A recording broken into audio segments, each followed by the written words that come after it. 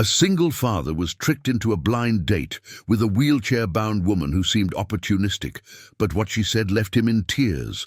A story that will touch your heart. Subscribe to the channel, leave a like, and comment where you are watching from. The Saturday morning sun filtered through the leaves of the ancient mango tree that shaded the garage, creating a play of light and shadow on the silver Corsa that David Miller was washing with his usual meticulousness. At 42, he had turned this ritual into something almost sacred, an hour and a half dedicated exclusively to the car, while the world around him awakened with the familiar sounds of Brooklyn. "Dad, the coffee is getting cold on the table," shouted Sarah from the second-floor window of their townhouse. At 15, the teenager had inherited her mother's brown eyes and her father's stubbornness, traits that had intensified since they were left alone. David waved his gloved hand, not taking his attention away from the wheel he was scrubbing vigorously. The aroma of fresh pastries from St. Joseph's Bakery on the corner mixed with the scent of automotive soap and gasoline that clung to his work. Clothes. David had been a mechanic for 20 years, with calloused hands and a straightforward way of speaking that reflected his working-class roots. Born and raised on those cobblestone streets, he knew every neighbor, every shop, every tree in the block. "Good morning, Mr. Miller," greeted Mrs. Johnson, the 60-year-old neighbor who swept the sidewalk with the same religious dedication.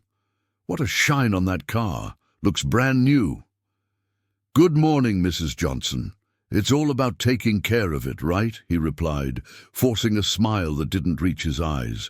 For 3 years since the accident that took Emily, his wife, that smile had become a conscious effort, a social mask he wore to avoid worrying his daughter or the neighbors.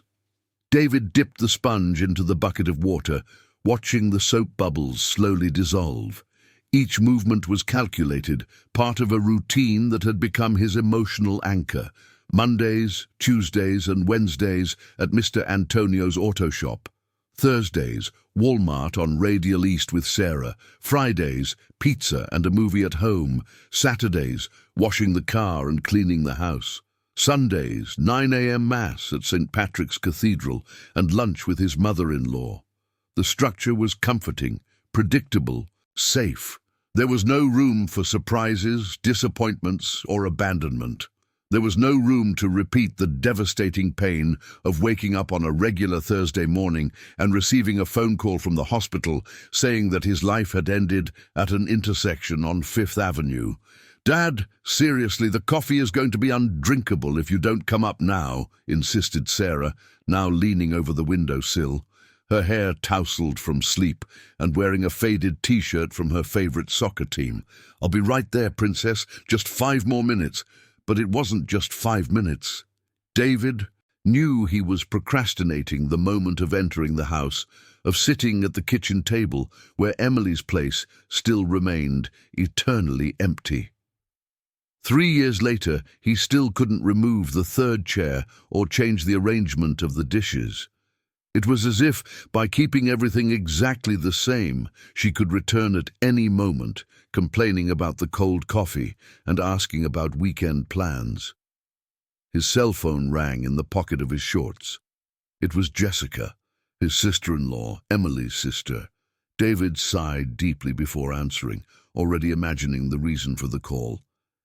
"Hi, Jess." "David, my dear. How are you? And Sarah?"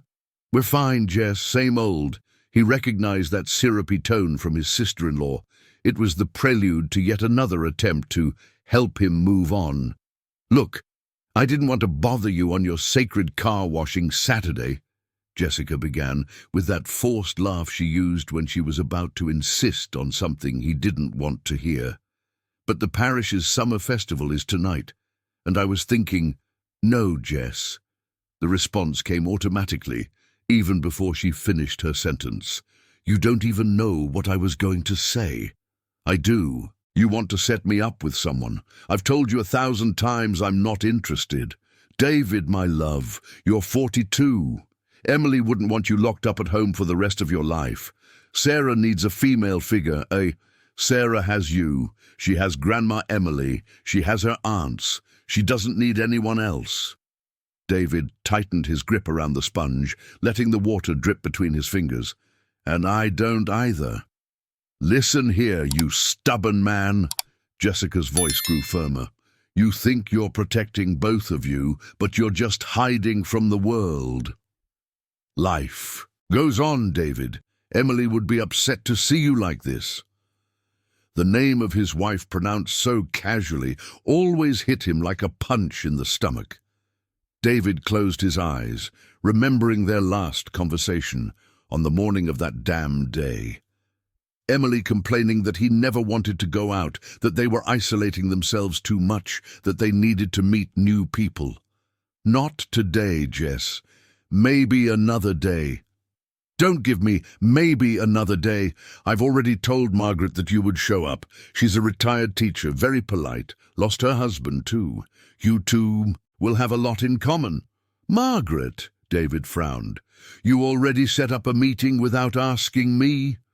"It's not a meeting. It's a church festival, for heaven's sake. There will be hot cider, square dancing, fishing games. Bring Sarah along. It'll be fun." Sarah appeared at the garage door, barefoot and with her hair in a messy bun, holding a steaming mug of coffee. "Who are you talking to?" she asked curiously, noticing the tense expression on her father's face. David covered the phone's microphone. "Aunt Jessica. She wants us to go to a festival tonight." "What festival?" Sarah's eyes lit up. She rarely left the house beyond school and obligatory visits to her grandmother. "Church fair. But we're not going. I already told you." "Why not, Dad?" Sarah leaned in closer, lowering her voice.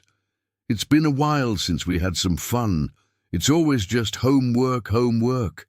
David looked at his daughter, seeing for the first time in months a spark of anticipation in her eyes.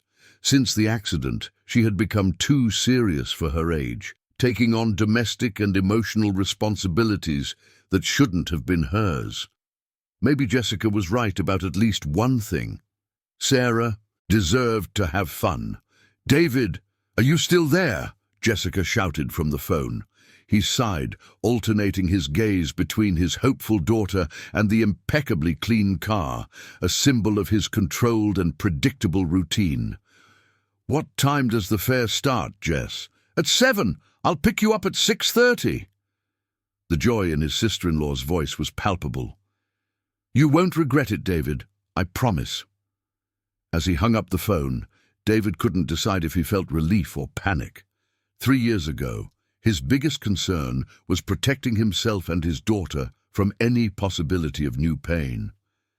But looking at Sarah, who was already running inside, talking about what to wear, he realized that maybe he had been protecting so much that he had forgotten to live. The smell of hot cider and the sound of square dancing awaited him in a few hours. And a woman named Margaret, a retired teacher whom Jessica assured would be perfect for him. David had no idea that his life was about to change completely, and that the person he would meet that night would bring with her secrets that would connect the present, past, and future in ways his organized mind could never imagine. The courtyard of St. Joseph's Parish was decorated with colorful flags fluttering in the warm June breeze. Bonfires crackled in the corners of the space, spreading the aroma of burnt wood that mingled with the scent of sweet popcorn, peanut candy, and hot cider. The sound of an accordion echoed among the makeshift stalls, where volunteers sold traditional foods to raise funds for the church roof renovation. David adjusted the navy blue dress shirt that Sarah had insisted he wear, feeling uncomfortable in the fabric that seemed more formal than his usual office t-shirts. Beside him, his daughter observed everything with curious eyes, wearing a floral dress that had belonged to Emily and now fit her perfectly.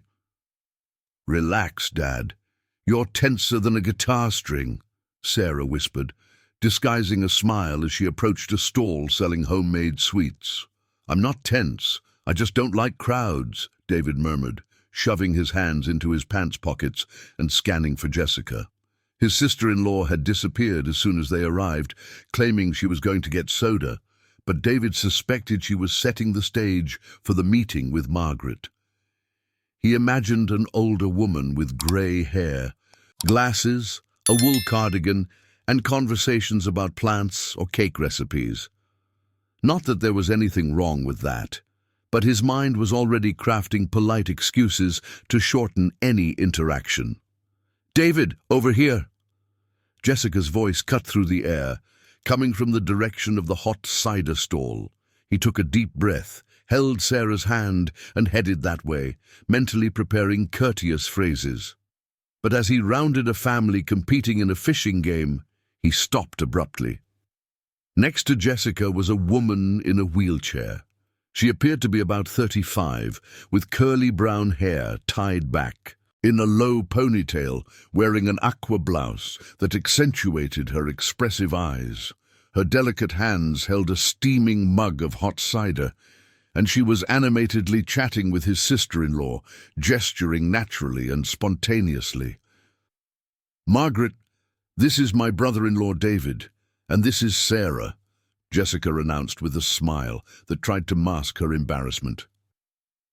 David stood still for a few seconds, processing the difference between his expectations and reality. Margaret extended her hand with a genuine smile, seemingly unaware of his discomfort. "Hi, David. Jessica has told me so much about you that I feel like I already know you." Her voice was soft, but had a firmness that conveyed confidence. "And you must be the famous Sarah. Your aunt said you're the best student in your class." "Hi," Sarah replied, more at ease than her father. "Are you a teacher?" "I was. I retired last year after 20 years teaching history in high school. Now I work as a physical therapist at a clinic in Chinatown." "Physical therapist?" David finally found his voice, though it sounded rougher than usual. "Yes. I do rehabilitation with people who have had spinal injuries, strokes. I love what I do." Margaret took a sip of her hot cider, keeping her gaze steady on him. "Jessica said you're a mechanic. It must be interesting to work with your hands, creating and fixing things." "Yeah, it is." David felt like an idiot for hesitating, but he couldn't stop staring at the wheelchair. All his preconceived notions about the night had crumbled in seconds. Jessica, noticing the growing tension, quickly intervened. "Why don't you two go get some hot cider? I'll stay here with Sarah and show her the stalls." "Dad, I want to try the fishing game," Sarah said, clearly noticing that her father needed a moment to compose himself. "Okay, Princess, stay with Aunt Jessica. We'll be right back." As they walked, or rather, as David walked and Margaret skillfully maneuvered her chair among the people, he felt increasingly uncomfortable. He didn't know if he should offer help, if he should comment on her condition, or if he should pretend he hadn't noticed anything. "Are you okay?" Margaret asked when they reached the hot cider stall. "You looked like you swallowed a frog." "Sorry, Jessica didn't tell me that I use a wheelchair." Margaret David arched a new eyebrow, but his tone was not hostile, just straightforward. "She probably thought you would run away if you knew." "That's not it," David protested, although he knew there was a hint of truth in her observation. "It's just that I wasn't expecting it, that's all." "And now that you know, are you going to leave?" The question caught him off guard. David looked at her, really looked, and saw an attractive, intelligent woman staring back at him with a mix of challenge and curiosity. There was no self-pity in her eyes, nor the fragility he had foolishly associated with her condition. "No," he replied, surprising himself with his sincerity. "I'm not leaving." "Great. Then buy me a hot cider and stop looking at me like I'm going to break at any moment." Despite the tension, David managed the first genuine smile of the night. "Are you always this straightforward? Always. Life's too short for beating around the bush. Margaret accepted the mug he offered, her fingers brushing briefly against his. And you? Are you always this nervous? Or is it just with me? I'm not nervous, he lied. I just don't go out much, since my wife passed. Away, Sarah and I have been staying home more. Jessica told me, I'm sorry for your loss.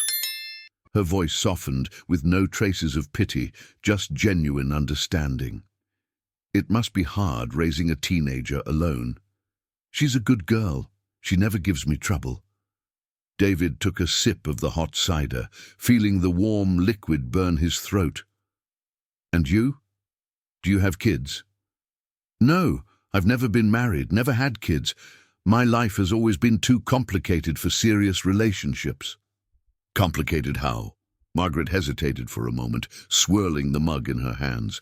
Let's just say, I didn't always use a wheelchair, and when your life changes drastically, you learn that most people aren't prepared to deal with reality.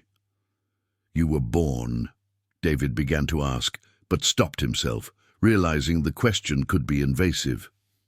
No. Accident. 20 years ago. The answer came dry, final, as if closing a door. But that's not what I want to talk about at a summer festival. Tell me more about Sarah. Jessica said she wants to go to veterinary school. The change of subject was abrupt, but David accepted the redirection. As he spoke about his daughter's dreams, his fears about her future, the financial challenges of potential college, he noticed that Margaret was listening with genuine attention, asking intelligent questions and offering relevant comments. It's a beautiful field, veterinary medicine. I've always admired people who dedicate their lives to caring for other beings.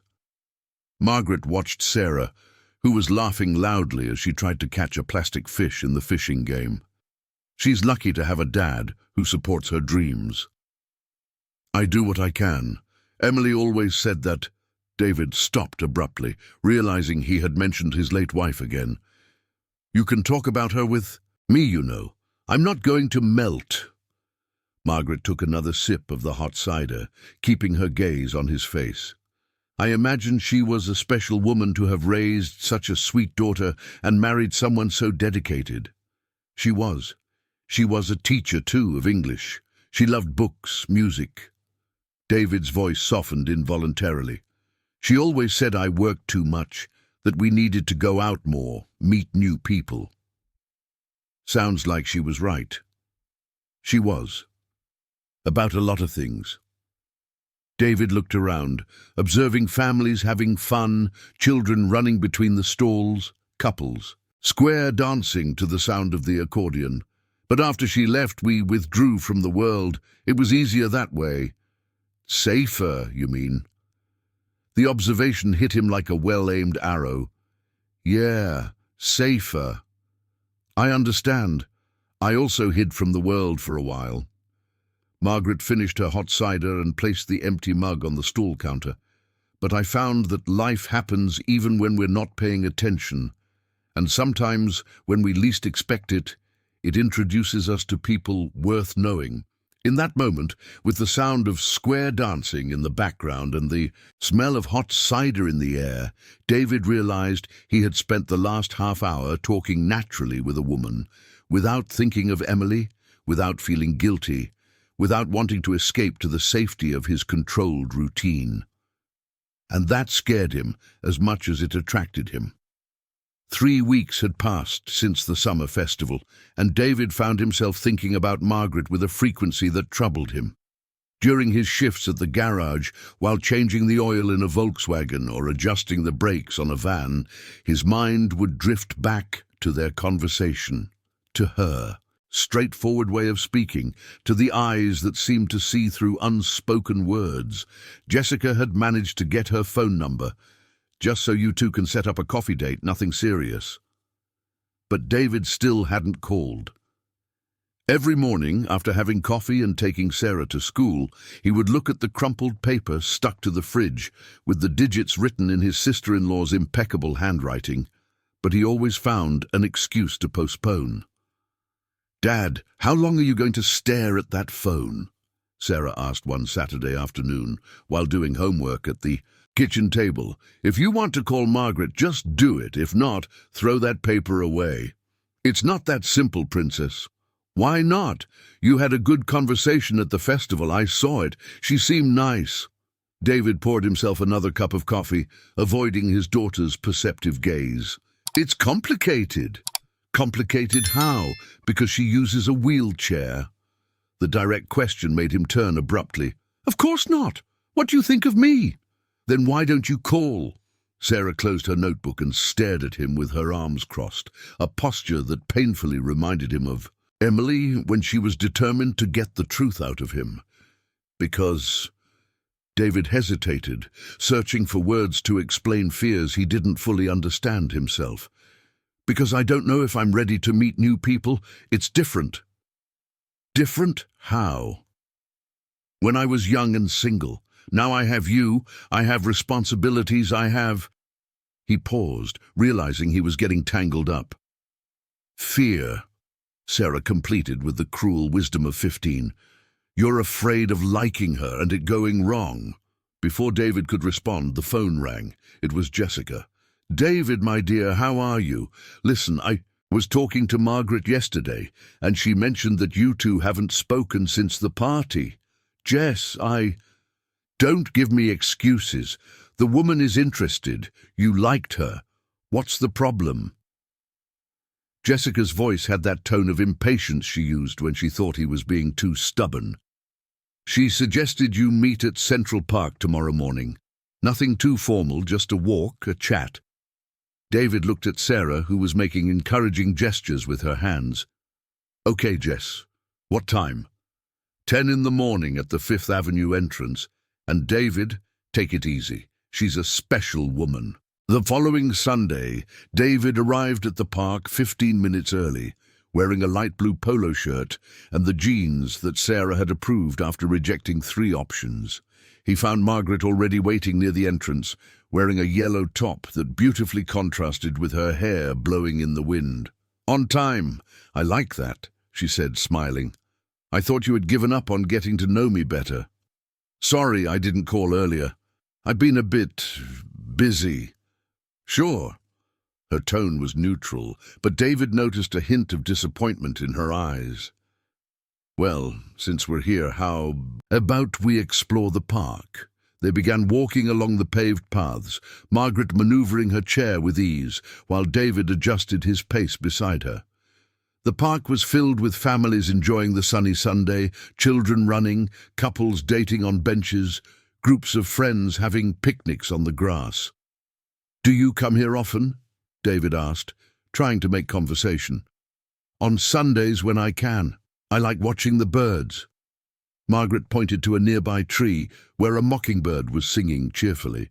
"I've learned to identify several species. When you spend a lot of time watching from the window, you develop certain skills." The statement carried a weight that David couldn't ignore. "Have you been restricted for a long time?" 2 years.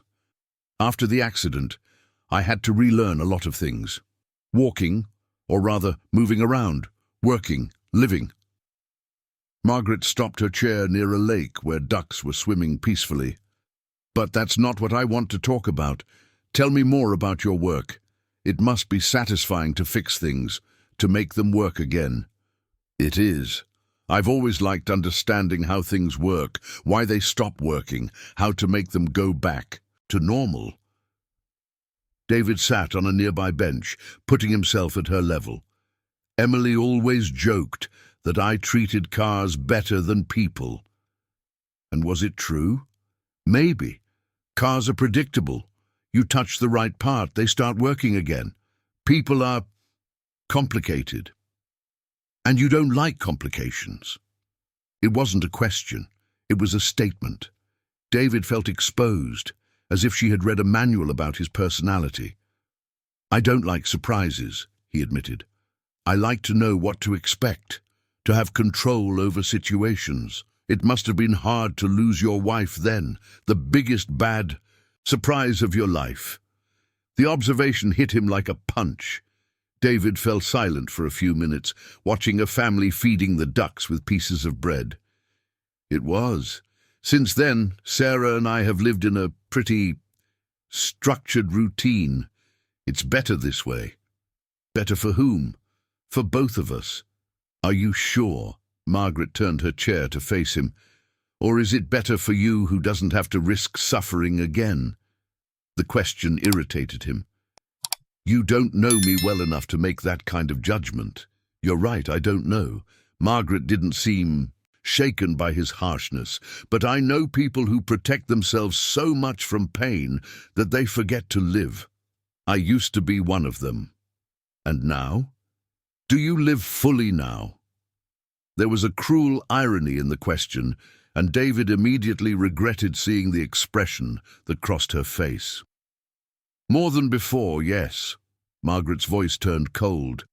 I learned that physical limitations are nothing compared to the emotional limitations we impose on ourselves.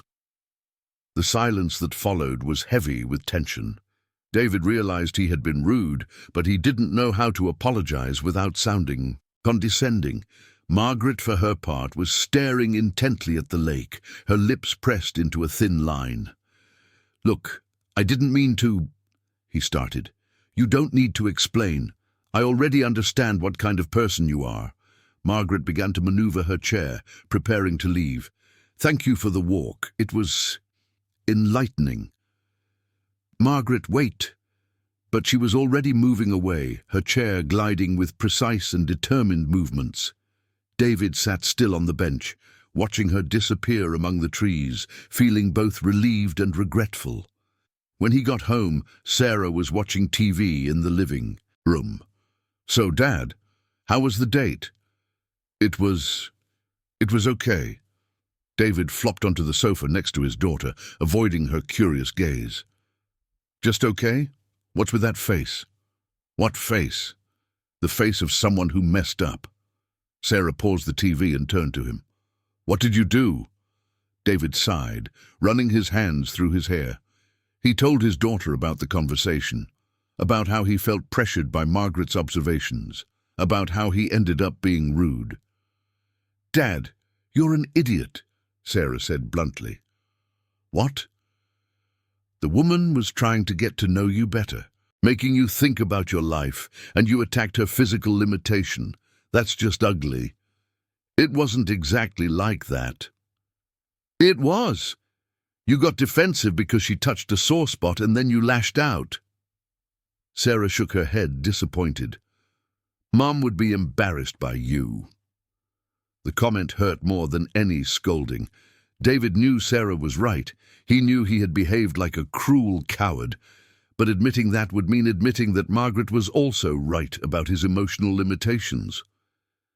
Maybe it's better this way, he murmured. Maybe it's not a good idea after all. Maybe. You should stop being so scared and try to apologize to her, Sarah replied. But I think you don't even have the courage for that. That night, David stayed up late, rethinking the conversation in the park. Margaret's words echoed in his mind.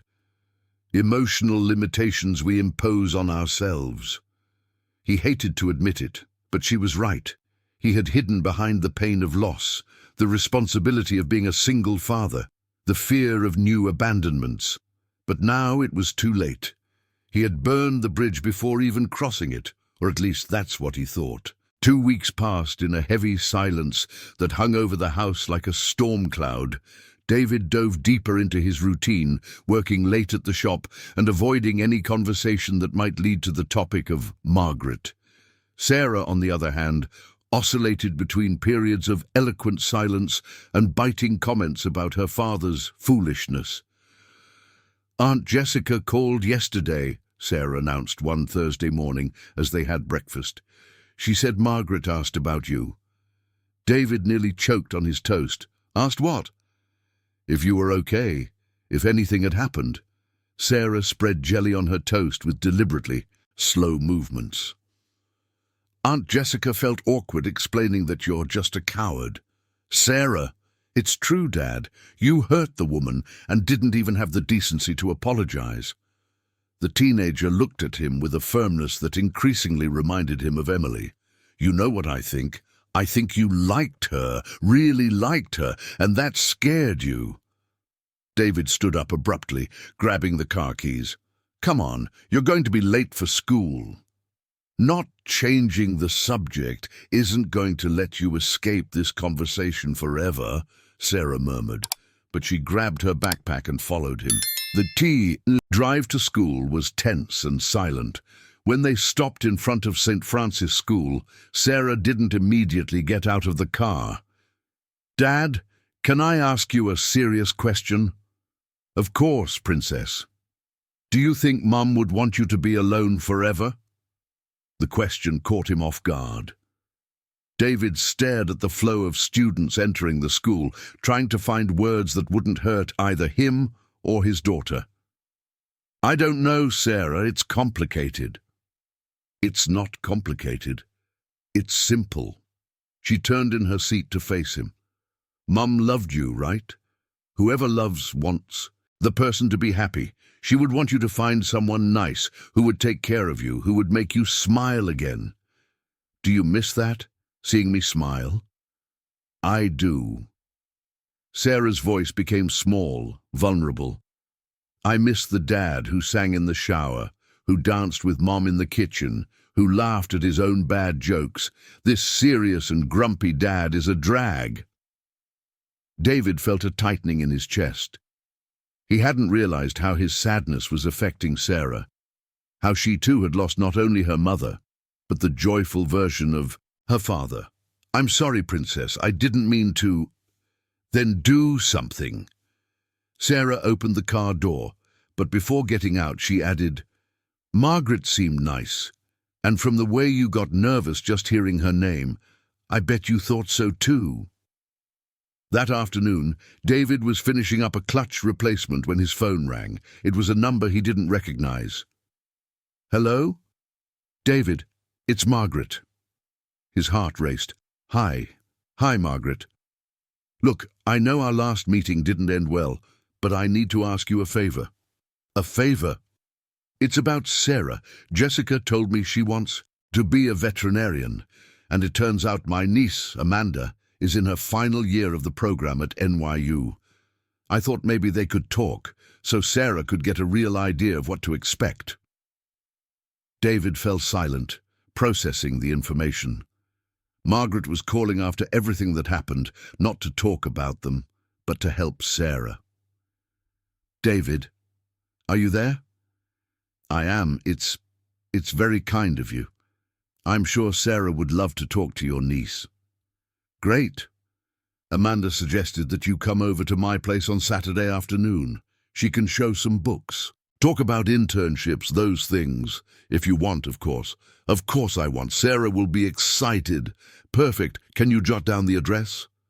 Margaret gave the address of an apartment in Greenwich Village.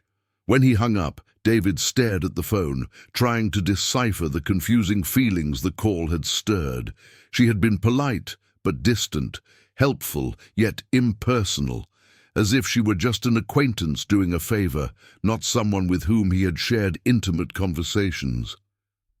Dad, what's with that face? Sarah asked when he got home and told her about the call. What face? The face of someone who doesn't know if they're happy or sad. I'm happy for you, Princess. It'll be good for you to talk to someone who's in the program you want. And you. Will it be good for you to see Margaret again? It's not about me. It's about you. Sarah sighed, exasperated. Dad, you're impossible. On Saturday afternoon, David and Sarah went up to Margaret's apartment on the 4th floor of a well-maintained building in Greenwich Village. When she opened the door, David was surprised by the decor. The apartment was spacious, wheelchair accessible, with modern furniture and a beautiful view of the city through the large windows. Come in, please. Amanda is eager to meet you, Sarah. Margaret's niece was a cheerful 22-year-old with short hair and bright eyes, speaking about something she loved.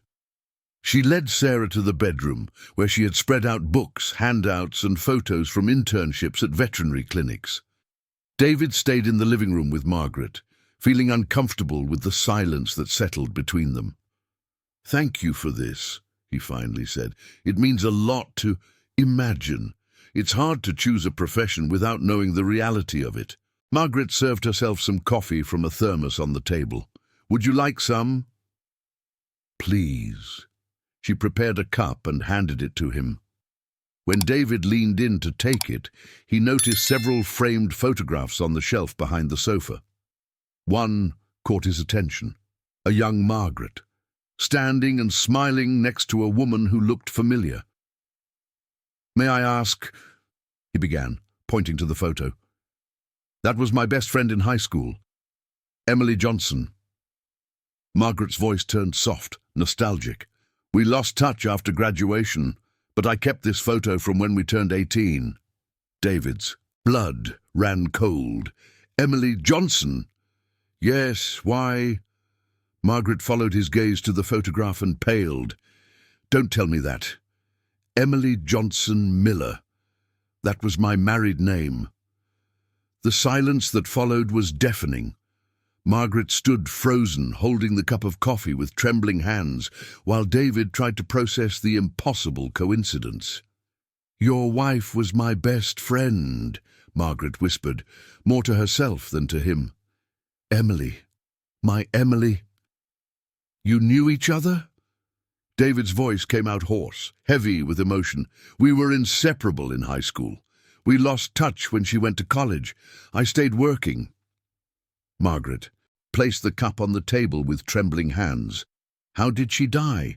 "Car accident. Some idiot ran a red light on Fifth Avenue. 3 years ago?" 3 years and 2 months. Margaret closed her eyes, as if trying to process an old pain resurfacing. "I didn't know. When I saw her name in the newspaper obituary, I thought it was someone else. Emily is a common name." From the bedroom came the cheerful voices of Sarah and Jessica discussing animal anatomy, completely unaware of the drama unfolding in the living room. "That's why you seem familiar at the party," David murmured. "Emily had high school photos. You were in some of them." "Margaret Oliveira," she said, as if introducing herself again. "She called me Meg. She mentioned you sometimes, said she had a friend in high school who was too brave, who wasn't afraid of anything." David sat heavily on the sofa. "I always wondered what you would be like today. Very different from what she imagined, I'm sure." "Why did you lose touch?" Margaret hesitated, looking at her own hands. "Life happened, different choices. I took some paths that she might not have approved of."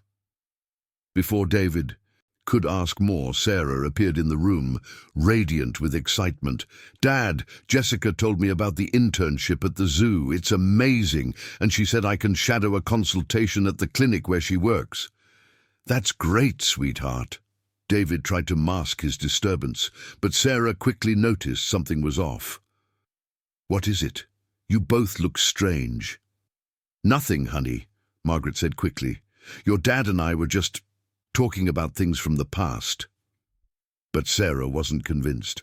On the drive home, she bombarded her dad with questions he couldn't answer. How could he explain to a 15-year-old that the universe sometimes played cruel tricks, connecting people through coincidences that seemed impossible? That night, David stayed up late, flipping through an old photo album, searching for images of Emily from high school. And there she was, Margaret Young, smiling next to his future wife, unaware that 20 years later their paths would cross again in the most unexpected way. Life, he now realized, was much more complex and interconnected than his organized mind would like to admit. The discovery about the connection with Emily had changed everything, and at the same time, nothing. In the following 2 weeks, David found himself constantly thinking about Margaret, but now the thoughts came laden with an emotional complexity that left him restless. It was as if Emily's shadow had materialized between them, making any future interaction even more complicated. Margaret also hadn't reached out. The silence between them stretched like an unresolved question, weighing on David every time he looked at old photos of Emily, or when Sarah asked with increasing frequency when they would see Jessica again. "Dad, how long are you going to keep stalling?" Sarah asked one Sunday afternoon while they organized tools in the garage. Margaret was Mom's friend. That's not a reason to avoid her, it's a reason to get to know her better. "I'm not avoiding anyone," David lied, adjusting a wrench on the workbench for the third time. "You are, and you know why? Because now you're afraid that liking her is like betraying Mom." Sarah leaned against the workbench, looking at her dad with that unsettling maturity she'd developed since her mom's death. "But it's the opposite, Dad. If Mom liked Margaret, if they were true friends, then she would approve." "You don't understand, Sarah. It's complicated." "What I understand is that you're using Mom as an excuse to be afraid to live again." The observation hit David like a slap. He stopped fiddling with the tools and looked at his daughter, seeing in her a wisdom that shouldn't exist at 15.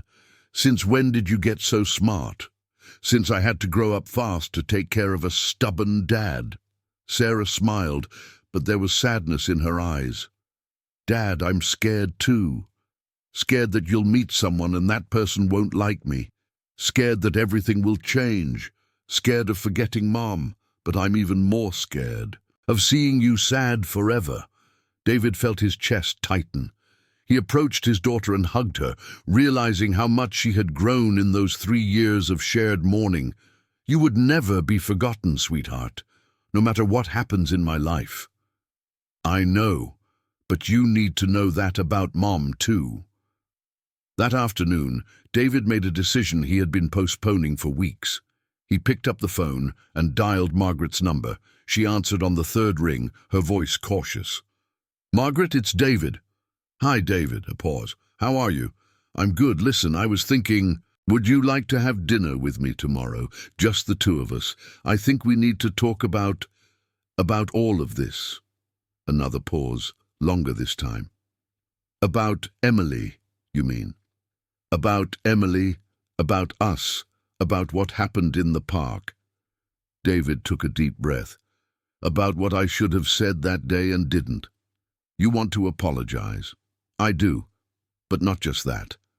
I want to understand." "Understand what?" "How two people can randomly meet at a summer festival and discover that their lives were already connected 20 years ago." Margaret was silent for so long that David thought she had hung up. 7 o'clock. She finally said. "There's a Japanese restaurant in Chinatown, Sakura. Do you know it?" "I'll meet you there." The next evening, David arrived at the restaurant 10 minutes early, wearing the dark blue dress shirt that Sarah had chosen after rejecting 5 other options. Sakura was small and cozy, with traditional Japanese decor and a private atmosphere that seemed perfect for intimate conversations. Margaret arrived promptly at 7, wearing a dark green dress that accentuated her eyes and her hair pulled back in an elegant bun. David stood up to greet her, feeling awkward and nervous like a teenager on a first date. "Thank you for coming," he said, helping her settle at the table. "Thank you for calling. I thought you wouldn't do it." They ordered dinner in silence, flipping through the menu more out of nerves than indecision. When the waiter walked away, David took a deep breath and dove into the conversation he had been rehearsing mentally for hours. "First, I want to apologize for what happened in the park. I was rude, insensitive, a complete idiot." "You were," Margaret agreed without softening the blow. "But, go on. You were right about me. About my fears, about how I hid behind the loss of Emily." David twirled the chopsticks between his fingers, avoiding her gaze. "Since she died, I've built a life where nothing can surprise me, hurt me, or abandon me again. It's easier to live that way. Easier, but it's not really living. It's not. He finally looked her in the eyes. And you? How was it to find out I was married to your best friend? It must have been a shock. Margaret sighed, fiddling with the soy sauce with her chopsticks. It was more than a shock. It felt like the past had come to collect a debt I didn't even know I had. Debt? Emily and I, our friendship ended badly, David. Very badly. Her voice dropped, heavy with guilt. And when I found out she had died, that you two had a daughter together, that you had been happy, I felt terrible for not being present in her life. Why did you end things badly? She never told me the details. Margaret hesitated, looking at her own hands. Because I was involved with drugs at the time, nothing heavy, but enough to scare a girl like Emily, who was always so straight-laced and responsible. She tried to help me. I rejected the help. We fought badly, said horrible things to each other. The revelation caught David off guard. Drugs? Cocaine, mostly. It was the 2000s. I was 18, thought I was rebellious and misunderstood. Margaret smiled bitterly. Emily said I was destroying myself, that I would end up in a bad place. I told her she was a spoiled princess who didn't understand anything about real life. And the accident, does it have to do with that? Indirectly. Margaret paused. When the waiter brought the dishes, waiting for him to walk away before continuing. I was driving high one night, coming back from a party. I crashed the car, injured my spine. I could have died. I could have killed someone. When I woke up in the hospital 2 weeks later, the first thing I thought was that Emily was right. David absorbed the information in silence, trying to reconcile the responsible and centered Margaret he had known with the self-destructive young woman she described. And did she know about the accident? I don't know. Our last conversation had been 3 months before, when she told me she didn't want to see me again until I decided if I wanted to kill myself or truly live. Margaret took a sip of sake. Ironic, right? I had to almost die to choose to live. Did you try to talk to her afterward? I tried, but I found out she had moved, started college. I thought it was better to leave her alone, that she was better off without me. Margaret smiled sadly. Apparently, she was. She met you, got married, had Sarah, became a teacher. She had the life she deserved. You deserve a good life too, Margaret. Deserve, after everything I've done, after wasting such a precious friendship because of my foolishness. You were 18, you were lost, you needed help. I did, but I rejected it when she tried to offer it. Margaret stirred her sushi with her chopsticks, not eating. You know what's the cruelest part of this whole story? When I met you at the party, when I started to like you, I felt like I was stealing something that belonged to her, like I had no right to be happy with the widower of the woman. I hurt. Margaret. David reached out his hand across the table, lightly touching hers. Emily wouldn't think that way. She wasn't bitter. If you were true friends, if she loved you as a friend, she would want you to be happy. Are you sure about that? I am. She always said that everyone deserved a second chance, that people could change, grow, become better. David squeezed her hand gently. If she could see you today, a physical therapist, helping people, being kind to her daughter, I'm sure she would be proud of the woman you've become. Margaret closed her eyes, and David saw a tear roll down her face. Do you really think so? I do, and I think more. I think she would be happy to know that two people she loved found each other and maybe can... They ended the dinner in a lighter atmosphere, sharing memories of Emily, discovering aspects of her personality that each one knew from different angles. When it was time to leave, Margaret insisted on paying the bill. Let me pay, David said, trying to reach for his wallet. No, this time I'll pay. It's my way of showing that I've changed, that I can take care of myself and still be generous with others." David hesitated, remembering how uncomfortable he had felt the first time she offered to pay for something. Now, understanding better where the gesture came from, he accepted with a smile. "Thank you for dinner then, and thank you for the conversation. Thank you for giving me a second chance. After what happened in the park, I thought you wouldn't forgive me. You're already forgiven. But what now? What do we do with all this we've discovered?" Margaret smiled, a genuine smile that lit up her entire face. "Now we try to figure out if two people can build something new without forgetting the past that brought them here."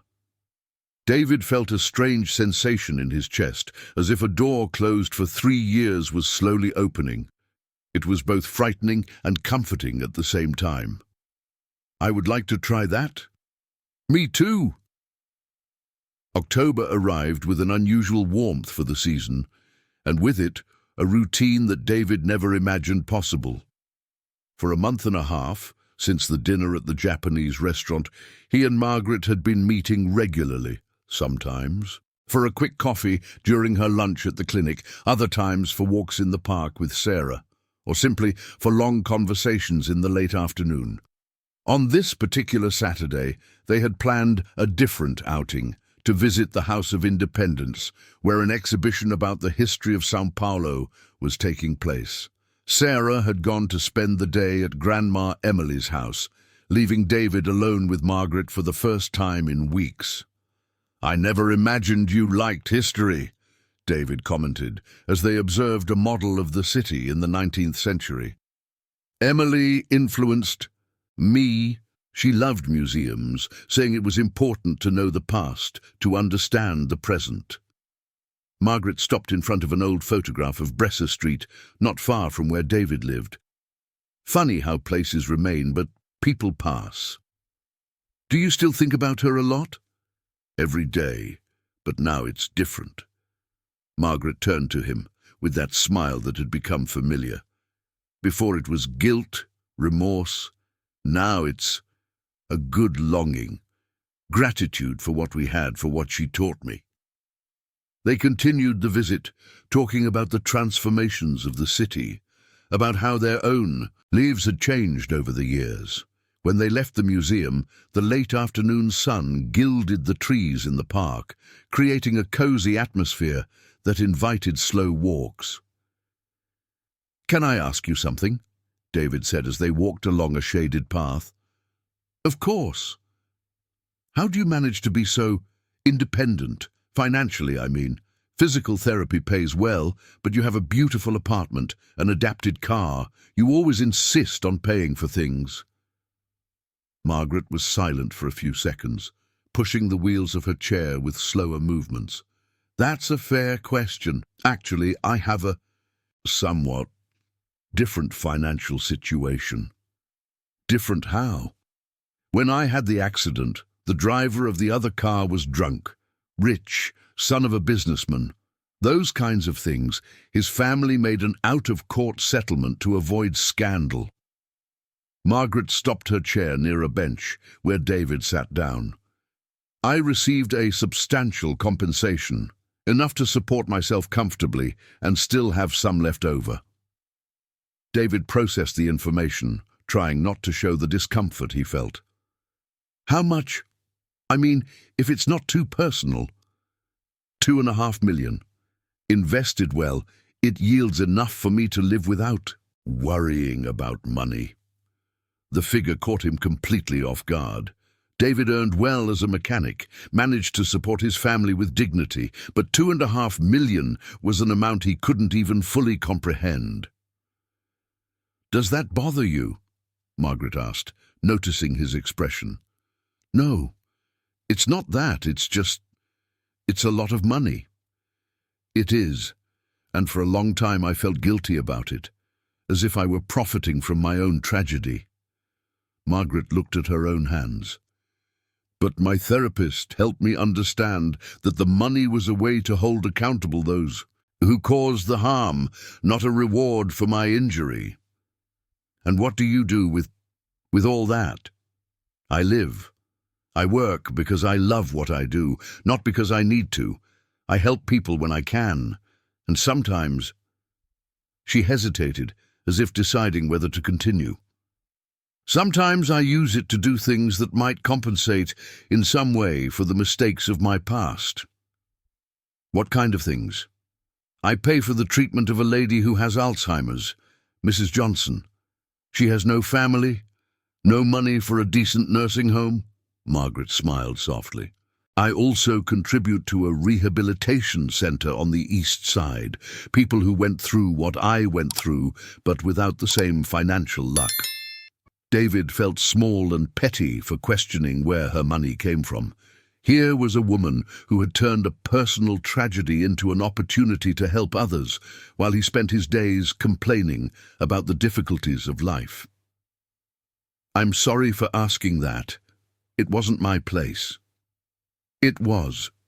If we're going to—" Margaret stopped mid-sentence, blushing slightly. "I mean, if we're going to keep seeing each other, you have the right to understand my situation." "If we're going to keep seeing each other," David smiled. "It sounds like you're assuming something." "Am I?" She raised an eyebrow, teasing. "And you? What are you assuming?" "That I want to keep seeing you. A lot." The confession came out more intense than David intended. They looked at each other in silence for a few seconds, the weight of unspoken words hanging between them. "David, I know it's complicated. I know Emily will always be between us, in a way. I know I'm a widower with a teenage daughter and simpler than yours." He leaned forward, resting his elbows on his knees. "But I also know that for the first time in 3 years, I wake up in the morning thinking about someone. I look forward to seeing you, hearing your voice, discovering more about you." "I also wake up thinking about you," admitted Margaret, her voice low, "and that scares me as much as it makes me happy." "Why?" "Because I don't want you to be with me because of Emily. I don't want to be a way for you to stay connected with her." "Margaret, look at me," David waited for. Her to raise her eyes. "You are not a replacement for Emily. You are you, smart, brave, stubborn, generous. You make me laugh, you make me think, you annoy me and fascinate me at the same time. That has nothing to do with my wife." "And what about Sarah? What does she think about us?" "She likes you. She keeps asking when you're coming over for dinner again, when Jessica's coming back to show more about veterinary medicine." David smiled. "I think she's rooting for this to work out even more than I am." "And you? Are you hoping it works out?" "I am, but I'm also scared." "Of what?" "Of messing everything up again. Of you finding out that I'm just an ordinary guy for the life you've built. Of falling in love for real and—" He stopped, realizing what he had said. "Falling in love for real," Margaret repeated, a smile playing on her lips. That's not what I meant." "It is. And you know what? I'm scared of that too." They laughed, a nervous laugh that broke the tension of the moment. The sun was beginning to set, painting the sky in orange hues that reflected in Margaret's eyes. "And now?" David asked. "Now we take it slow, one day at a time. No rush, no pressure." Margaret extended her hand to him, but also without fear of trying. David took her hand, feeling the softness of her skin, the firmness of her grip. It was a hand that had faced tragedies, rebuilt a life, helped people recover. It was a hand worth holding. "Can I take you out for dinner?" he asked. "Somewhere simple, that doesn't cost a fortune?" "Sure, but I'll pay for dessert." "Deal." When they returned home that night, David felt different, lighter, more hopeful. For the first time since Emily's death, he could imagine a future that wasn't just an endless repetition of the present. He didn't yet know that Margaret held much bigger secrets about her connection with Emily, secrets that would test not only their relationship, but his ability to forgive and understand the painful complexities of the past.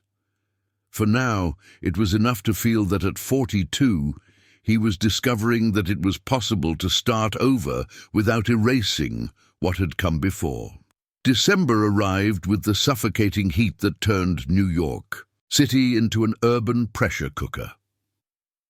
David had decided to organize a birthday party for Sarah at the family home, something he hadn't done since before Emily's death.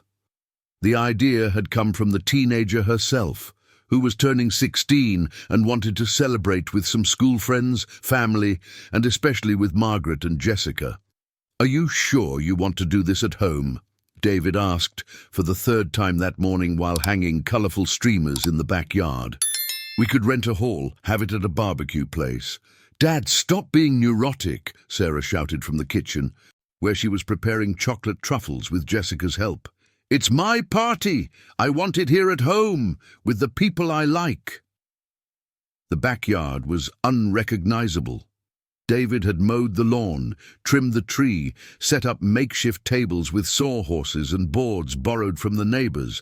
Margaret had insisted on bringing the decorations and part of the food, using her organizational talent, as she humorously described herself. "Mr. Miller, what a transformation," commented Mr. Johnson, the 70-year-old neighbor who lived 3 houses down. The old man had shown up early to help with the table setup, bringing with him the natural curiosity of someone who had watched the neighborhood's life for decades. "It's been a while since I've seen this house so lively." "Yeah, Mr. Johnson, Sarah deserves a good party." "And what about that girl who's coming? The one in the wheelchair?" The elderly man lowered his voice, as if sharing a secret. "She seems very polite, very refined. Margaret, she's a good person." "Oh, Margaret!" Mr. Johnson's eyes lit up with recognition. "Margaret Oliveira, right?" David stopped tying the streamers. "How do you know her last name?" "Boy, that girl is practically a hero around." "Here!" Mr. Johnson stepped closer with the excitement of someone who had a good story to tell. "You don't know her story." "What story?" "The school bus accident. It was about 20 years ago, there on the East Side Highway. A municipal school bus lost its brakes going downhill, was about to crash right into a tree full of kids waiting for the ride." David felt his stomach tighten. And what does she have to do with that? She was driving by, saw what was about to happen, and threw her car in front of the bus to change its direction. Mr. Johnson gestured animatedly, as if reliving the scene. "She saved about 15 kids, but her car flipped over. That's why she ended up in the wheelchair." The world seemed to spin around David. All the pieces of the puzzle began to fit together. The accident that Margaret always vaguely mentioned, the compensation he had imagined was due to third-party negligence, the way she talked about making peace with the past. "Are you sure about this, Mr. Johnson?" "Of course I am. My grandson Paul was on that bus. Today he's an accountant, has 2 kids, a good life. All thanks to that girl's courage." The old man shook his head in admiration. "Back then, the entire neighborhood rallied to help her at the hospital. They even held a raffle to buy her a better wheelchair. And does she know that you remember this?" "I've never talked to her about it, but every time I see her around here, I wonder if she remembers us, the people who used to visit her in the hospital." David finished hanging the streamers on the automatic pilot, his mind swirling with contradictory thoughts. Margaret hadn't just lied about the circumstances of the accident. She had completely omitted that she was a hero, that she had sacrificed her own mobility to save children. Why would she hide something like that? Why make up a story about a drunk driver when the truth painted her as someone courageous and selfless? Guests began to arrive in the late afternoon. First came Sarah's school friends, noisy teenagers who turned the backyard into an explosion of laughter and music. Then Amanda and Margaret arrived, bringing a professionally decorated cake and gifts wrapped in gold paper. "Dad, you've been acting strange since this morning," Sarah whispered when he hugged her to congratulate her. "What's wrong?" Nothing, Princess. I'm just nervous about the party. But it wasn't nervousness. It was a confusing mix of admiration, confusion, and a hint of irritation.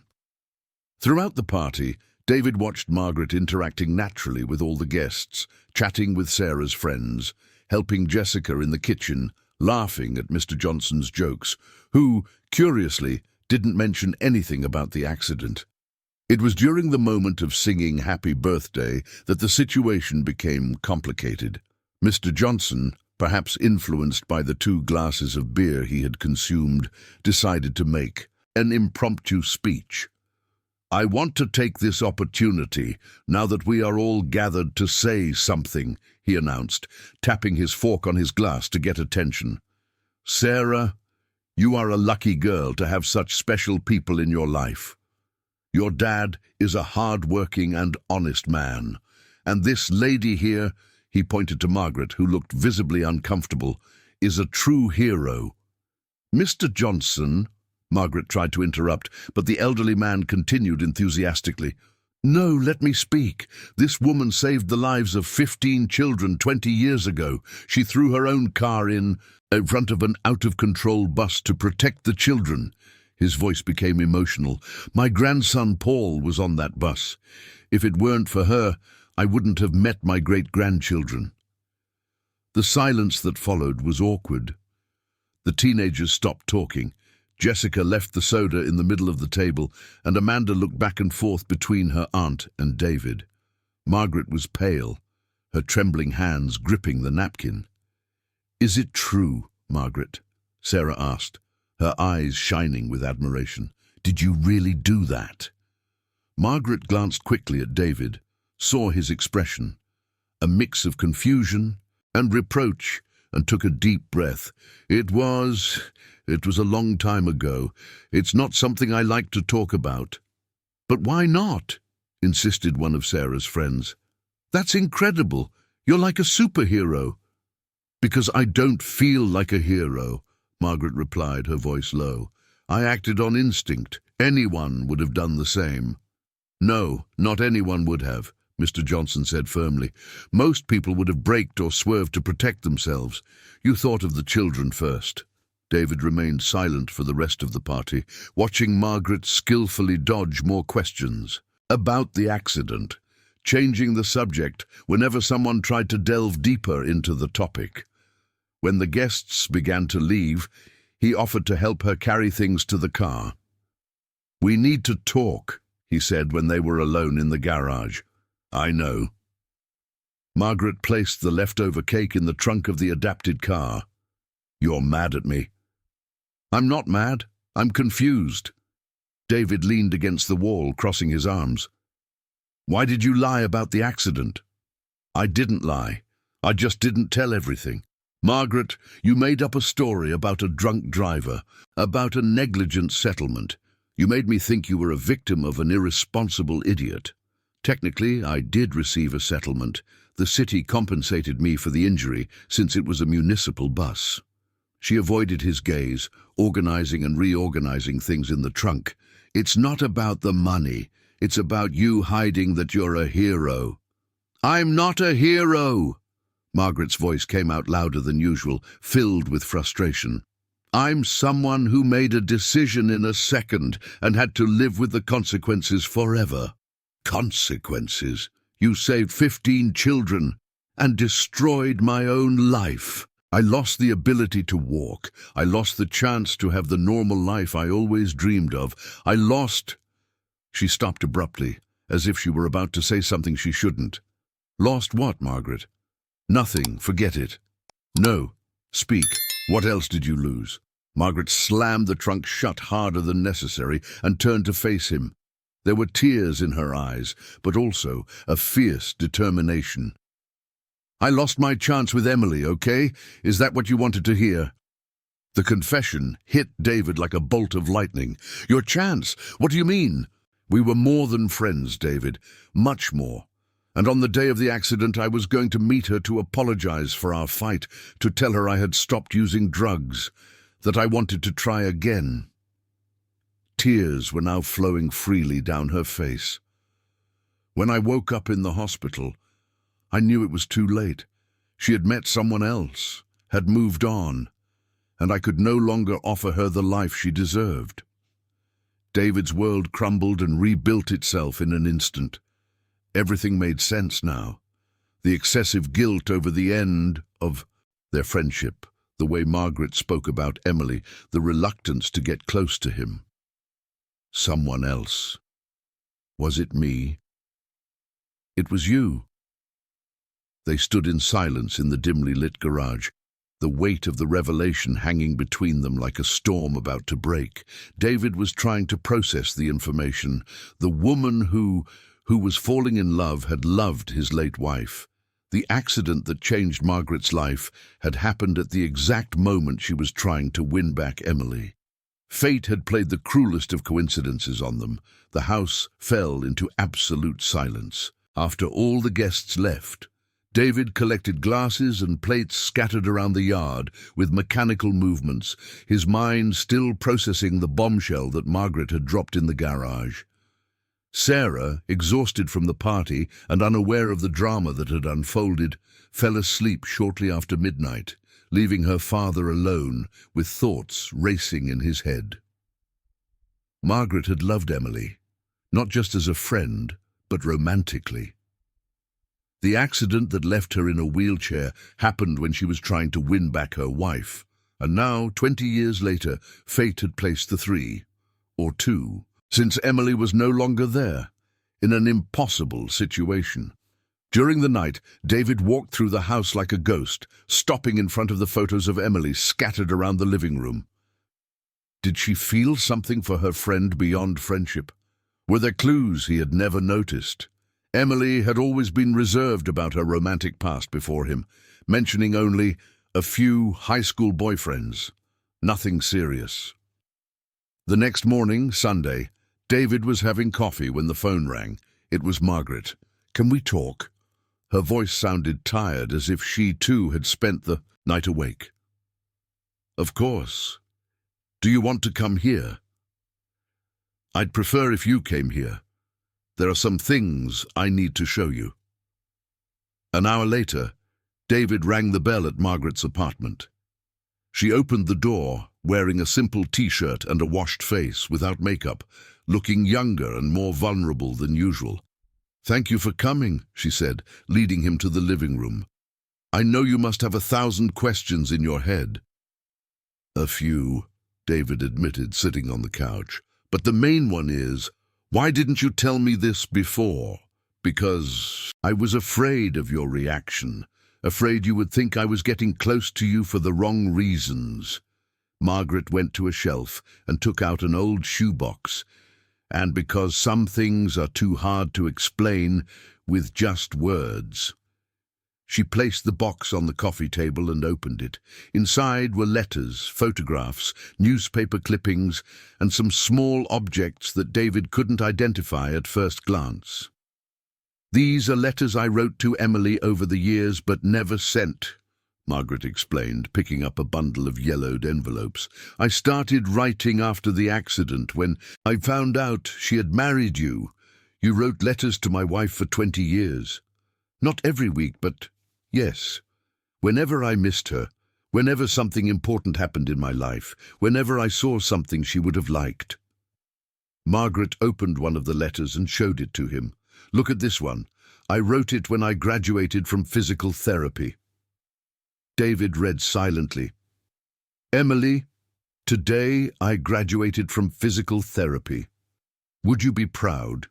Remember when you said I had healing hands, even when I only used them to destroy myself?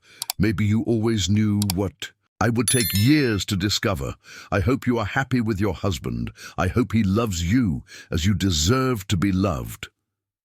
The handwriting was careful, emotional. David felt a strange pang in his chest.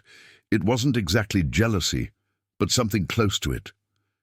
"And this one," Margaret continued, showing another letter, "I wrote when I found out you had Sarah. Emily, I heard you had a daughter. Sarah, beautiful name. It must have been you who chose it. You always liked unique names with history. I hope she has your curious eyes and your infinite Kindness. I hope she grows up knowing how lucky she is to have a mother like you. Margaret. David didn't know what to say. There was something touching and disturbing in those letters, a devotion that spanned decades without hope for a response. There's more. She picked up a photograph from the bottom of the box. It was a faded image of two teenagers hugging, smiling at the camera. This was taken on my 18th birthday, 3 months before our fight. David looked at the photo. Emily looked so young, so happy, and the way she looked at Margaret. There was something there he had never seen in his wife's eyes when she looked at him, a different intimacy, a connection that seemed to go beyond friendship. Did she know? He asked. Did she know that you felt this way about her? She knew. In fact, we were together for a few weeks before my drug phase. Margaret smiled sadly. It was my first time with a woman, and by her reaction, I think it was her first time too. The impact of the revelation made David lean back on the couch. Emily had had a relationship with a woman, with Margaret, and he never knew, never suspected. Why did you two break up? Because I got scared. It was 2004. We were two 18-year-old girls in a society that was still very prejudiced. Emily was ready to face the world, but I wasn't. I started using drugs to escape the confusion I felt. I started dating guys just to prove to myself that I was normal. Margaret shook her head. Emily tried to help me, said it didn't matter what others thought, that what mattered was what we felt for each other, but I was too scared, too lost. And the fight? That was when she gave me an ultimatum. Either I stopped using drugs and faced my feelings, or she would move on. I chose drugs. I said horrible things to her, things that still shame me. Margaret wiped a tear that was rolling down her face. 3 months later, when I finally understood that she was right about everything, it was too late. David picked up another letter from the box. This one more recent, dated 3 years ago. Emily, I heard you died. I can't believe that our last conversation was that horrible fight. I wish I had apologized, told you that you were right about everything. I hope you were happy with David. I hope he gave you the love I didn't have the courage to give. Forgive a cowardly friend who took 20 years to grow up. Did you write this when she died? On the day of the funeral. I was there, David, at the back of the church in a wheelchair, watching you say goodbye to her. Margaret looked him in the eyes. I saw you holding Sarah. I saw how devastated you both were, and I thought maybe it was my penance, knowing that she had found the happiness I couldn't give her. Is that why you didn't come near us back then? How could I? Hi, I'm your wife's ex-girlfriend that you didn't even know existed. Margaret smiled bitterly. Besides, I didn't have the right to that pain. You were her family. I was just a page turned long ago. David got up and walked to the window, watching the movement of the city below. Everything he believed about his life with Emily was being rewritten. She had loved a woman before him. She had hidden a fundamental part of who she was, and now he was falling in love with that same woman. When you met me at the summer festival, he said, still facing away, did you already know who I was? No. Only when Jessica said your full name, David Miller, and mentioned that you were a widower. Even then, it took me a while to be sure. Miller is a common last name. And when did you find out? When I saw the picture of Emily in your wallet that day at the park. I thought about running away, making up an excuse and disappearing from your life. Why didn't you do that? Margaret moved closer to him, stopping her wheelchair near the window. Because when I looked at you that day, I saw the same pain I had carried for 20 years. The pain of someone who lost the most important person in their life and didn't know how to go on. and I thought maybe we could help each other. Or maybe, David said, turning to face her, you saw a way to get close to her again. Through me. The accusation hung in the air like a bomb about to explode. Margaret paled, but didn't look away. Is that what you really think of me? I don't know what to think anymore, Margaret. Discovering that my wife had a relationship she never told me about, that the woman I'm falling in love with was her lover. David ran his hands through his hair, frustrated. It's a lot of coincidence, don't you think? Very convenient. Convenient? Margaret's voice turned cold. Do you think it was convenient to find out that the man I'm learning to love is the husband of the only person I ever truly loved? Do you think it was convenient to have to choose between being honest with you and losing you, or lying and living with the guilt? Then why didn't you leave when you found out? Because I fell in love with you. The confession came out like a scream. Because for the first time in 20 years, someone made me feel alive again. Because when I look at you, I don't see Emily's husband. I see David, who makes bad jokes, who gets nervous when he has to choose Japanese food, who loves his daughter more than life itself. The silence that followed was heavy with conflicting emotions. David saw the tears in Margaret's eyes and knew she was telling the truth. But knowing the truth didn't make the situation any less complicated. I need time, he finally said. I need to process all of this. I understand. Margaret began to put the letters back in the box. But David? Yes? Emily isn't here anymore. We are, and as painful as the past is, it can't decide our future. David didn't respond. He left the apartment carrying more questions than answers, more doubts than certainties. In his head, Margaret's words echoed, Emily isn't here anymore. We are. But how to move forward when the past had become so present? January brought with it the scorching heat typical of summer in New York, and a tension that seemed to permeate every corner of the house. It had been 3 weeks since the revelation in Margaret's apartment, and David still hadn't managed to organize his thoughts. Sarah noticed that something was wrong. The questions about when Margaret would come back for dinner with them had become more frequent and more direct. "Dad, did you fight again?" she asked one Saturday morning while David absent-mindedly stirred a bowl of cereal that had long since gone cold. "We didn't fight, Princess. We're just taking a break." Taking a break. Sarah dropped the piece of toast she had been eating. "Dad, do you like her or not?" "It's complicated." "Why does everything in your life have to be complicated?" The frustration in the teenager's voice was palpable. "Margaret is nice. She likes you. You two get along. What's the problem?" How to explain to a 16-year-old girl that the problem was that the woman he was falling in love with had been his mother's girlfriend? How to say that? Discovering this truth had completely messed up his perception of who Emily really was. "Sarah, do you remember your mom talking about any special friend from high school, someone named Fran?" The question caught the teenager off guard. She frowned, thinking. Fran, her eyes lit up. "Oh, I remember. Mom sometimes mentioned a Fran who was very important to her. She said she lost touch and missed her." "Important how?" "I don't know. She just said it was a very special friendship that marked her life a lot." Sarah paused, observing her father's expression. "Why are you asking this?" Before David could answer, the doorbell rang. It was Jessica carrying grocery bags and her usual energy. "Good morning, beautiful family. I brought some little things for Sunday lunch."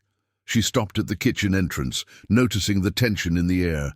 "Wow, what's with the heavy atmosphere? Did something happen?" "Does Jessica know something about a friend of Emily's named Margaret?" Sarah asked before David could stop her. Jessica froze, the bags still in her hands, her expression quickly shifting from surprise to something resembling panic. "Margaret! Why are you asking about Margaret? Do you know her? David got up from the table, paying attention to his sister-in-law's reaction. Emily mentioned her sometimes. Jessica placed the bags in the sink, avoiding his gaze. But it's been so long. Why the interest? Jessica. David stepped closer to her. I need you to be honest with me. What do you know about the relationship between Emily and this Margaret?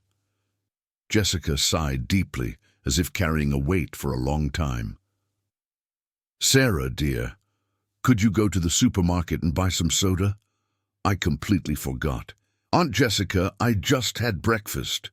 Sarah, please go, David insisted, pulling out money from his wallet. Get that soda you like. After the teenager left, Jessica sat heavily in a kitchen chair. Emily made me promise I would never tell anyone about this, especially not you. Tell what? About her and Margaret. Because it was Margaret, right? The girl from the summer festival. Jessica looked at him with a mix of guilt and relief. I knew from the moment you two met. I recognized her right away. The confirmation hit David like a punch to the stomach, even though he had already suspected. You knew they had been girlfriends. I did, Emily told me. A few years after they got married, in a moment of conscience. She said she felt bad for hiding it from you, but she was afraid of your reaction. Afraid of what? That I wouldn't accept her past. Afraid you would think she didn't love you completely. Afraid you would question if she really was who you thought she was. Jessica took his hand. David, my sister loved you more than anything in this world. What happened with Margaret it was a phase of her life, an important phase, but it ended. Ended why? Emily told me that Margaret had gotten involved with drugs, that she tried to help. Not just that, Jessica hesitated. Emily found out she was pregnant. The world stopped. Pregnant? By whom? By a guy she dated a few times after she broke up with Margaret. A casual, insignificant relationship. Jessica took a deep breath. She lost the baby at 3 months, but it was around that time she decided she wanted a different life. More traditional, more secure. She never told me about this pregnancy. Because it hurt too much, and because when she met you, 2 years later she thought she didn't need to carry the weight of all the past pains into the new relationship. David leaned against the sink, trying to process all the information. Emily had hidden so much from him, the relationship with Margaret, a lost pregnancy, fears and insecurities she never shared. And what about Margaret? Did Emily know she had suffered the accident? She found out years later when she saw an article in the newspaper about the bus accident. She was very shaken, wanted to look for her in the hospital. And did she? No, because by that time you two were already seriously dating, talking about marriage. Jessica looked at her own hands. Emily thought it would be unfair to you, that it would stir up stagnant waters. And also, I think she was scared. Scared of what? Scared of finding out she still felt something, scared of confusing the past with the present. The silence in the kitchen was broken only by the sound of the air conditioning. David felt as if he were getting to know Emily for the first time, discovering layers of her personality that she had carefully kept hidden. Jessica, do you think Emily still loved Margaret when she married me? Not in the way you're thinking. But I think Margaret was the great love of her youth, you know. The kind of love that marks you forever, even when you move on. Jessica held his face in her hands. But David, the love she felt for you was different. It was mature, it was a choice, it was building a life together, it was real. How can you be so sure? Because I saw my sister with you. I saw how her eyes sparkled when you came home from work, how anxious she got when you were late, how she talked about you when you weren't around. Jessica smiled. "And because I know how she felt when she found out she was pregnant with Sarah. She told me, 'Jessica, now my life is complete. I have the man I love, and I'm going to have his child.' And what if Margaret hadn't had the accident? What if she had shown up in her life when we were married? I don't know, David. No one can know. But I know that Emily chose to be with you every day for 15 years of marriage. That has to count for something." Sarah returned from the supermarket carrying not just soda, but also ice cream and a curious expression. "Is the conversation over?" she asked, looking back and forth between her dad and her aunt. "Yes, sweetheart," Jessica said quickly.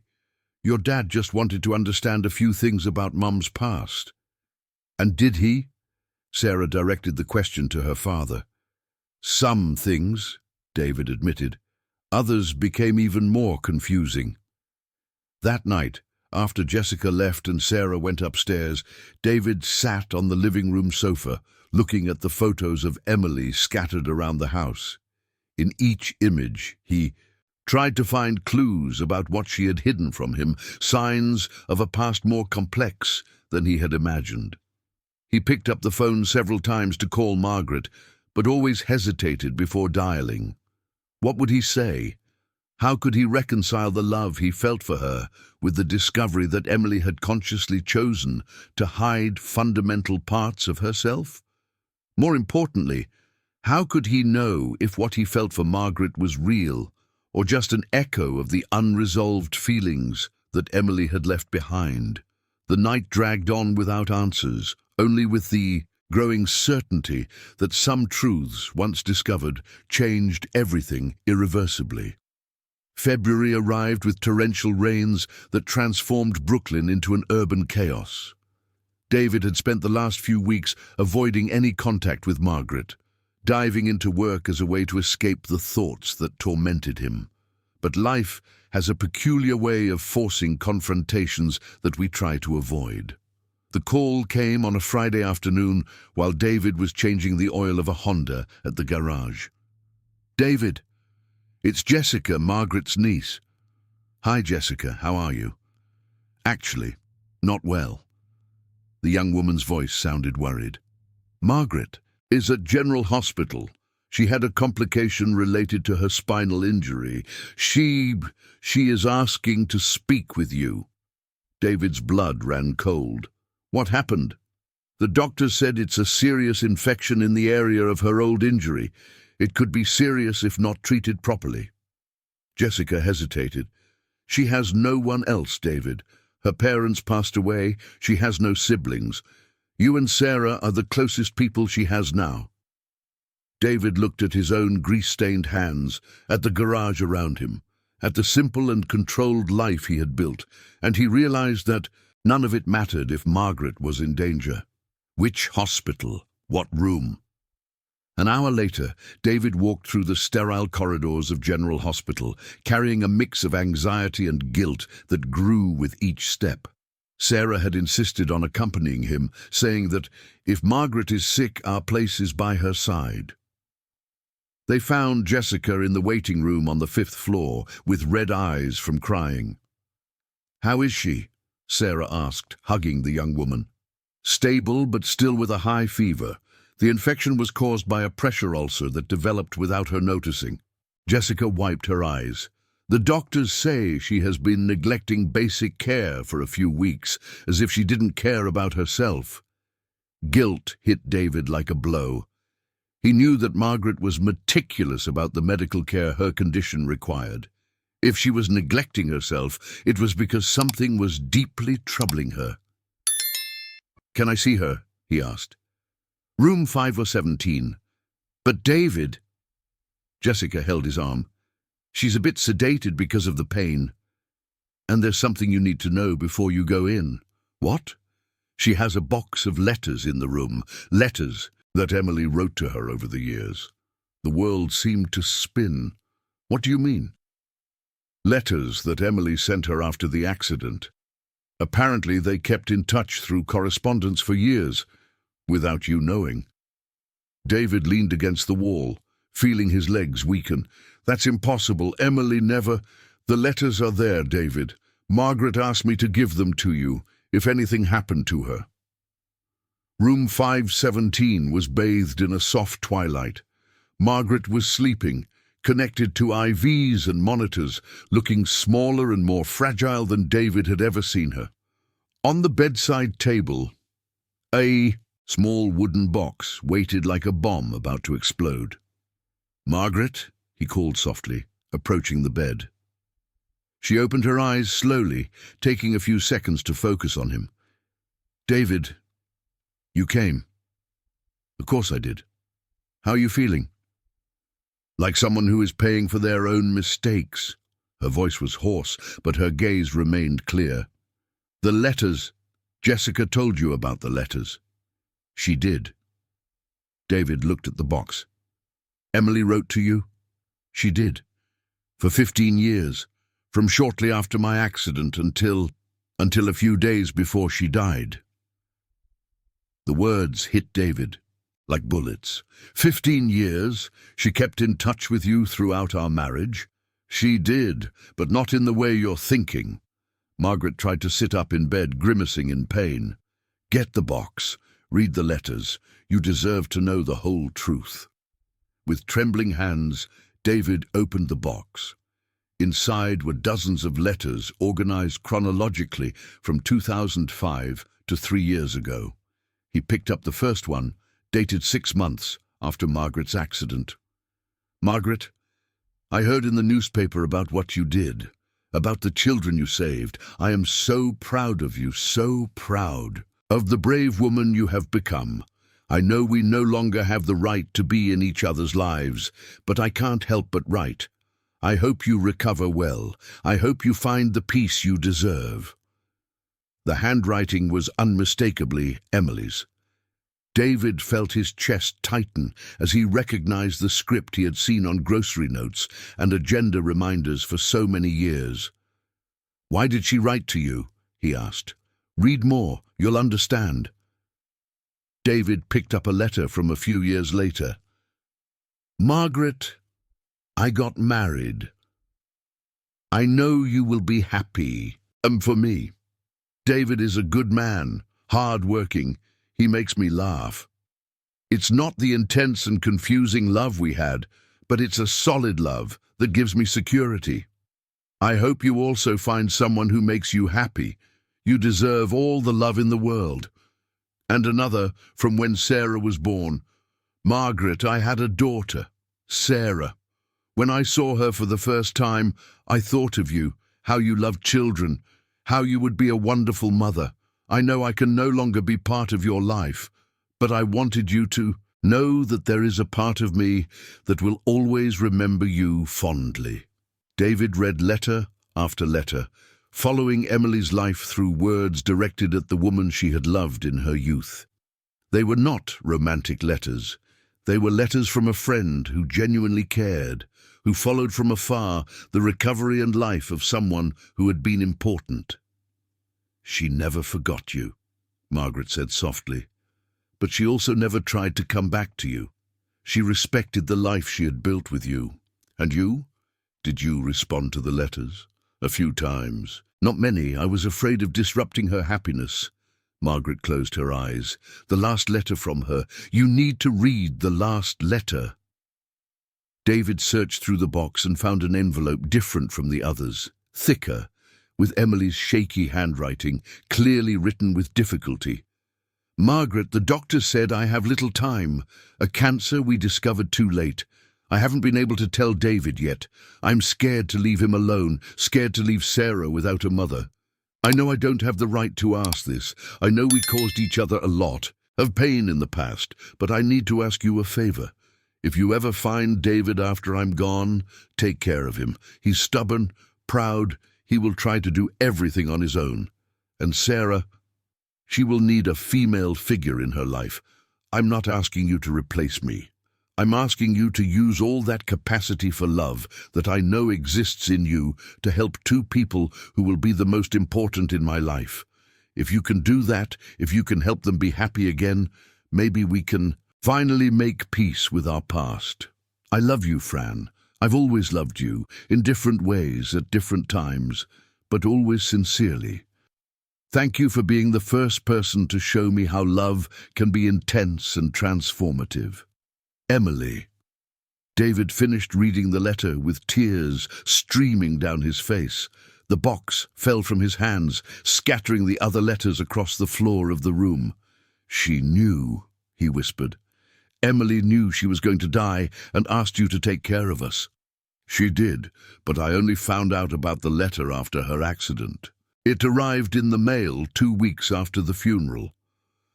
Margaret was also crying. I thought it was a coincidence when I met you at the party, but when I realized who you were, I understood that maybe it was fate giving me a chance to fulfill her last request. Is that why you got close to us? That's why I started. But that's not why I fell in love with you, David. That happened because you are who you are, because you make me laugh, you make me think, you make me want to be a better person. David sat in the chair next to the bed, his head in his hands. All of this, our whole story, started with a promise you made to my deceased wife. It started that way, but it doesn't have to end that way. How can I know what's real? How can I know if you love me or if you're just fulfilling an obligation? Margaret reached out, touching his face. Because if it were just an obligation, I would have given up when you pulled away. Because if it were just fulfilling a promise, I wouldn't be here in the hospital, sick, with worry about losing you. Margaret, David, Emily is gone. The promise I made to her has already been fulfilled. You both are okay. You are moving on. Now what I have to offer you is no longer a favor for a dead friend. It's love, real love, built from who we are today, not from who we were in the past. That night, David stayed at the hospital until Margaret fell asleep. He held her hand, watched her breathing calm down, thought about impossible coincidences and promises that cross death. When he finally left the hospital, he carried with him the certainty that some stories are too complex to be judged by normal standards, and that sometimes true love arises from the most unlikely circumstances, but becomes real through the everyday choice of two people who decide to build something new from the ashes of the past. The rain had stopped, and New York shone under the early morning lights, washed and renewed. If you enjoyed this, please like, subscribe to the channel, activate the notification bell, and if you watched until here, comment "I watched until here" and leave your opinion about this story. Oh, and don't forget to watch the next video that appears on the final screen. It's going to be very emotional.